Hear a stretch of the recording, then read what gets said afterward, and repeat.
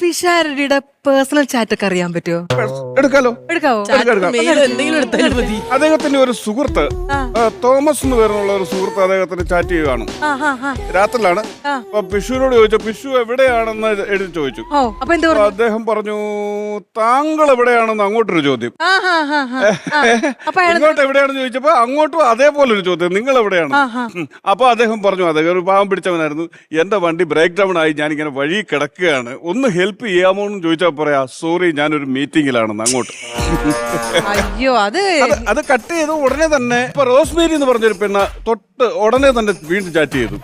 പിഷു എവിടെയാണ്, ഫ്രീ ആണോ എന്ന് ചോദിച്ചു. അപ്പൊ ഫ്രീ എന്ന് കേട്ടതേ ഉള്ളു, അപ്പോഴേ പറയാം ഞാൻ ഫ്രീ ആണെന്ന്. ഇതൊക്കെ ഊടായിപ്പല്ലെന്ന്. അപ്പൊ ആ പെൺകുട്ടി പറയാണ്, ഞാൻ വലിയൊരു ഫാനാണ് നിങ്ങളുടെ. അപ്പൊ ഇവിടുന്ന് അങ്ങോട്ട് സീലിംഗ് ഫാൻ ആണോ ടേബിൾ ഫാൻ ആണോ എന്ന്